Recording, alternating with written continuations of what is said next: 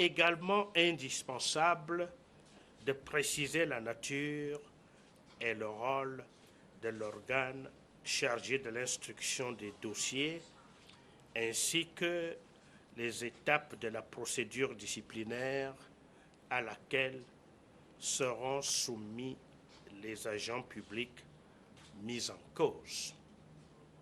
Alors, c'est quoi le Conseil permanent de discipline de la fonction publique? Le Conseil permanent de discipline de la fonction publique est, selon l'article 86 du décret numéro 94/199 du 7 octobre 1994, l'organe de gestion de la fonction publique au sein duquel s'exerce le droit à la participation des fonctionnaires. Cette instance connaît des fautes professionnelles et ou extra-professionnelles commises par ceux-ci, des fautes pouvant entraîner des sanctions disciplinaires, bien évidemment. Le 28 octobre 2014, le ministre de la fonction publique et de la réforme administrative a signé 2 arrêtés portant création des conseils régionaux de discipline dans nos 10 régions. Objectif, rapprocher les services des usagers. Je dois également préciser que la procédure devant le Conseil est contradictoire, car elle garantit les droits de la défense. Néanmoins, le Conseil peut statuer par défaut en cas de refus du mis en cause de répondre aux convocations ou de comparaître devant cette instance. Bref, la procédure en cours va déboucher, en ce qui concerne les agents de l'État relevant du Code du travail, sur l'une des décisions ci-après: la reprise en solde, l'avertissement, le blâme, l'abaissement d'échelon, l'abaissement catégoriel ou alors le licenciement. Ces sanctions sont prévues par l'article 9 du décret numéro 78/884 du 9 novembre 1978 fixant les dispositions communes applicables aux agents de l'État relevant du Code du travail. En ce qui concerne les fonctionnaires, la dite procédure pourrait déboucher sur une reprise en solde en cas de réponse satisfaisante ou alors une traduction devant le Conseil permanent de discipline de la fonction publique en cas de persistance des doutes. À l'issue de ces délibérations, le Conseil proposera à l'autorité investie du pouvoir disciplinaire, en l'occurrence le Premier ministre chef du gouvernement pour les personnels de catégorie A ou le ministre en charge de la fonction publique de l'État pour les personnels des catégories B, C et D, des avis sur les sanctions susceptibles d'être prises à l'encontre des fonctionnaires reconnus fautifs seront également émis par le Conseil. Au registre de ces sanctions, on peut citer l'avertissement écrit, le blâme avec inscription au dossier, l'abaissement d'un ou de 2 échelons, l'abaissement de classe ou de grade et, plus grave, la révocation. Toutes ces sanctions sont bien encadrées et sont prises conformément à l'article 94 du décret numéro 94/884 199 du 7 octobre 1994 portant statut général de la fonction publique de l'État. Quant aux agents publics qui n'auront pas déféré à nos convocations dans cette opération, ils seront, conformément à la réglementation en vigueur, purement et simplement dégagés des effectifs de la fonction publique de l'État pour abandon de poste.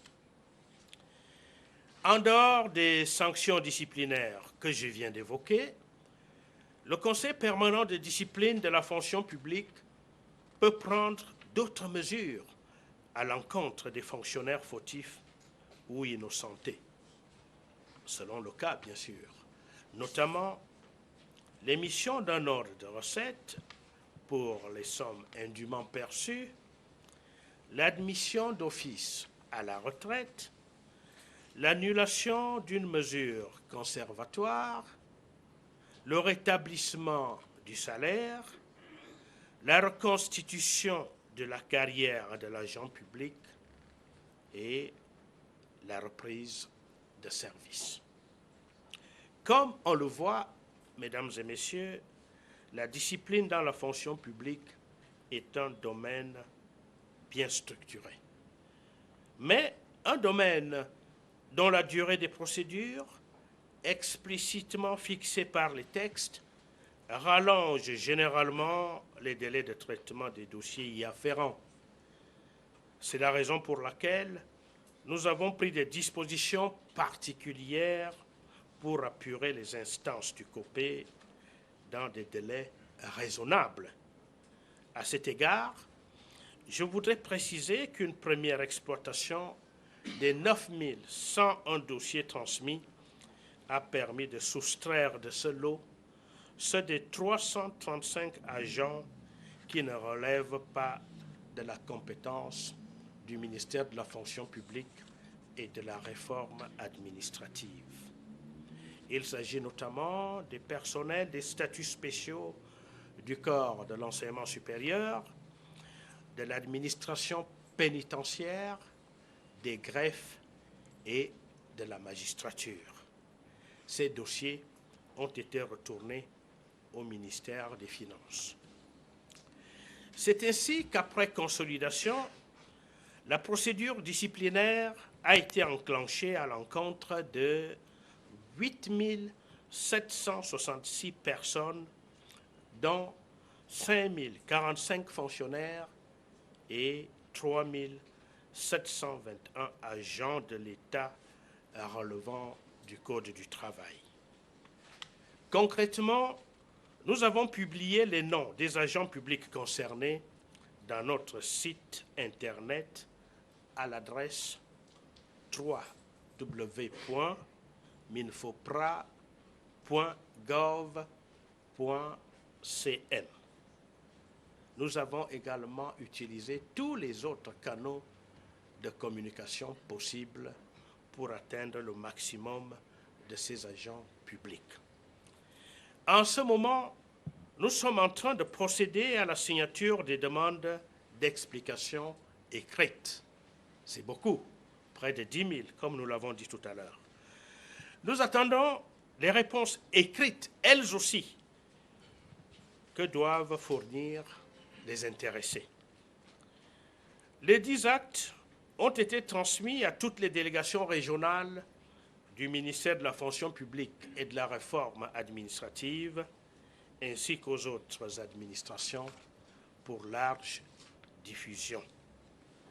Il en est de même des communiqués radio-presse régulièrement diffusés pour inviter les mises en cause à se présenter à la division de la discipline et du contentieux du MINFOPRA dans un délai n'excédant pas 30 jours.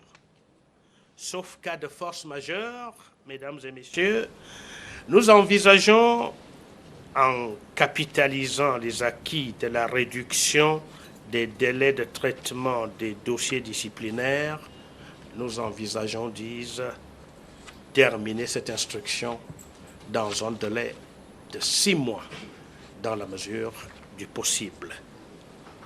Je vous remercie pour votre bienveillante attention.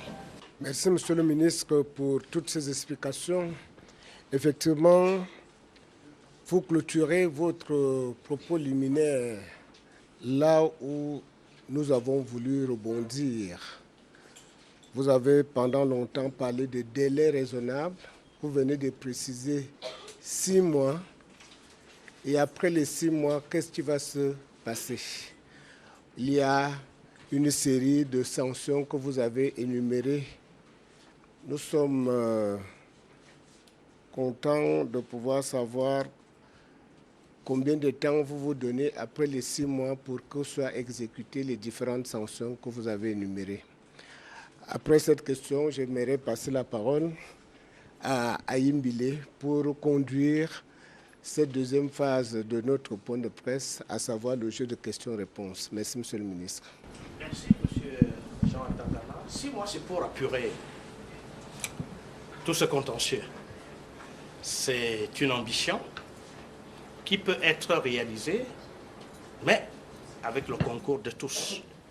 D'abord, les principaux concernés, qui doivent répondre à nos convocations, prendre part aux sessions du Conseil permanent de discipline de la fonction publique, et ensuite, très rapidement, nous allons appliquer l'une ou l'autre des sanctions énumérées dans mon propos liminaire. Nous n'allons pas attendre 6 mois pour libérer, entre guillemets, les uns et les autres. Au fur et à mesure que le Conseil va se réunir et que ces sanctions, positives ou négatives, vont être prises, ils vont rentrer dans leurs droits ou alors être purement et simplement punis, selon la réglementation en vigueur. Je l'ai dit tout à l'heure, ces punitions, ces sanctions peuvent aller jusqu'à la révocation pour ce qui est des fonctionnaires ou alors le licenciement pour ce qui est des agents de l'État relevant du Code du travail.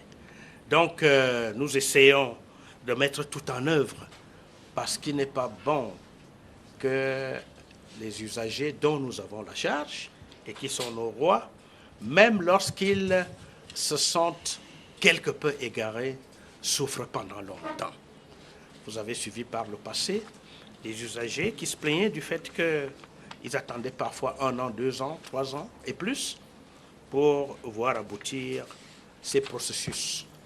Donc, nous avons mis, je l'ai dit tout à l'heure, un dispositif spécial en marche, on pourrait appeler ça un guichet unique, qui va permettre donc que le Conseil se réunisse le plus régulièrement possible, et même peut-être avec 2 instances. De toute façon, les modalités pratiques sont en train d'être étudiées de telle sorte que nous puissions très rapidement gérer et liquider ce contentieux. Mr. Minister, you do realize that no matter how much details you give, our colleagues, we journalists have a very inquisitive mind, which is very fertile. And so, dear ladies and gentlemen, colleagues of the media, I guess you have questions. We have Info TV, we have Cameroon Tribune, we have Le Quotidien, and we have Radio Angola. So maybe we begin with Cameroon Tribune. Je m'appelle Assia Tungapout, journaliste au quotidien bilingue national Cameroun Tribune. Merci, Monsieur le ministre, de me passer la parole. Alors, rendu à cette phase du COPE, quelle distinction peut-on faire entre le travail mené par le MINFI et celui que le MINFOPRA s'apprête à lancer? Et quel est concrètement l'objectif de cette opération? Merci bien Assiatou pour cette question. En fait, il ne s'agit pas de distinction à faire ou à établir. En réalité, il s'agit du prolongement de ce qui a commencé au niveau du ministère des Finances. Parce que, comme vous le savez, le ministère des Finances est chargé de la gestion de la solde, alors que le ministère de la fonction publique et de la réforme administrative est chargé de la gestion des personnels, donc des effectifs. Mais, plus important encore, le ministère de la fonction publique et de la réforme administrative est chargé de la gestion de la discipline et du contentieux de l'État. C'est ainsi donc que le ministère des Finances, comme toutes les autres administrations, lorsqu'il s'agit des cas d'indiscipline, lorsqu'il s'agit des cas de contentieux qui apparaissent par rapport à nos agents, par rapport à nos collaborateurs, gère la partie qui leur revient et ensuite nous transmet l'ensemble des dossiers qui rentrent dans le cadre du contentieux ou de la discipline. Et je vous l'ai dit tout à l'heure, l'instance chargée de ces questions au niveau du MINFOPRA, c'est notre division de la discipline et du contentieux. Après donc cette phase qui a eu lieu au MINFI, comptage physique et même suspension de solde, le contentieux nous revient. D'où les presque 10 000 dossiers que nous avons évoqués tout à l'heure. Et il nous appartient donc de gérer cette phase qui est en réalité le prolongement de ce qui a débuté au niveau du ministère des Finances. Je l'ai souvent dit d'ailleurs, le MINFI et nous-mêmes travaillons un peu comme des frères jumeaux, dans la mesure où nous gérons le personnel de l'État. Le MINFI en ce qui concerne la solde et nous en ce qui concerne la gestion des effectifs. Je crois d'ailleurs que le deuxième volet de votre question a porté sur l'objectif visé par cette opération. L'objectif me semble évident. Vous avez dû suivre lorsque, en 2018, le COPE a été organisé. Au terme de cette opération, le MINFI nous a annoncé que l'État faisait désormais des économies de l'ordre de, sauf erreur de ma part, 30 milliards de francs CFA par mois. C'est déjà intéressant. Mais il s'agit d'aller plus loin, de faire plus et mieux.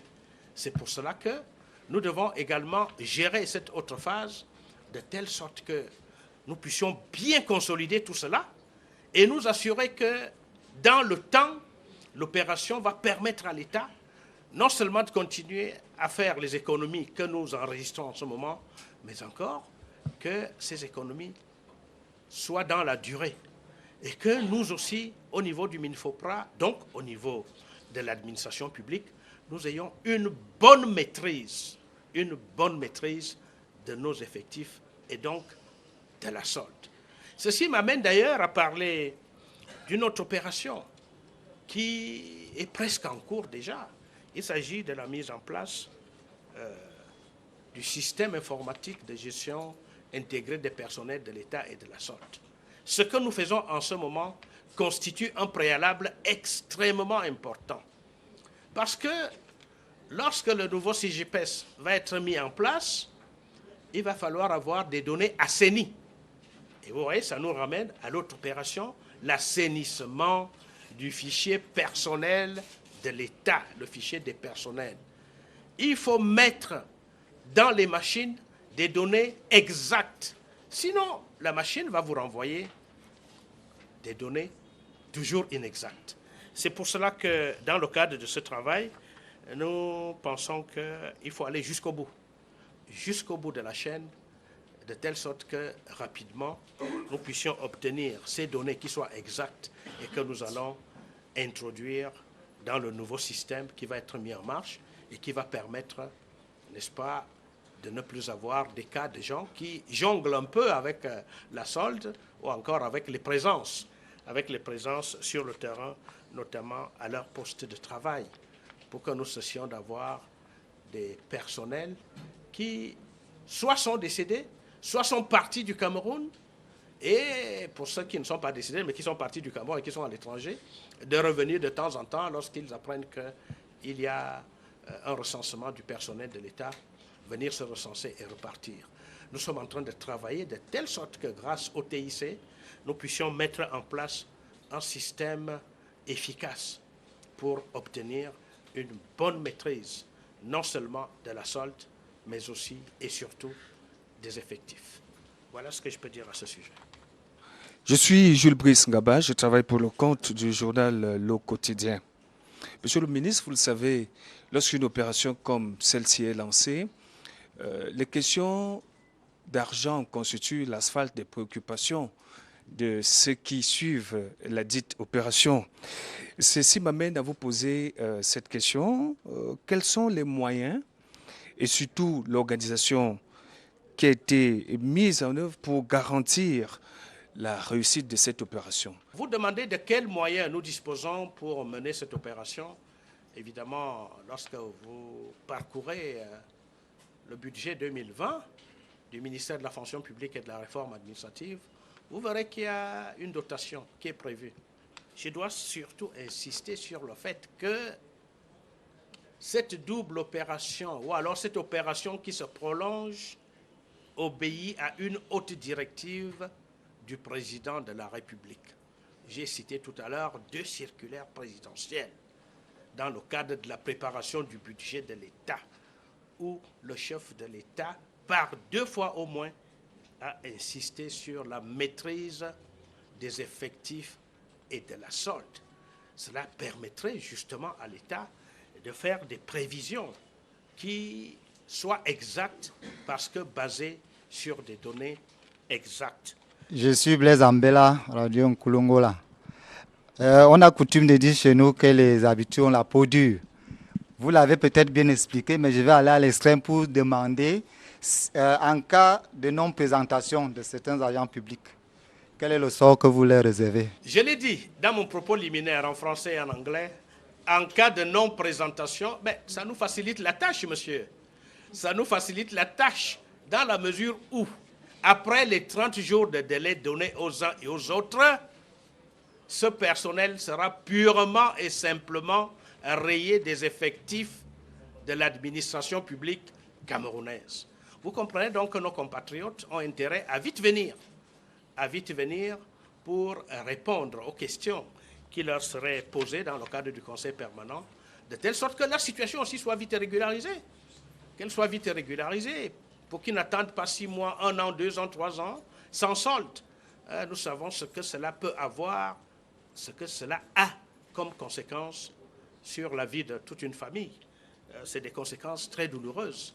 Donc, je crois que toutes les parties prenantes ont intérêt à participer à cette opération, à répondre rapidement aux questions qui sont posées et notamment aux convocations qui leur sont adressées par mes services compétents.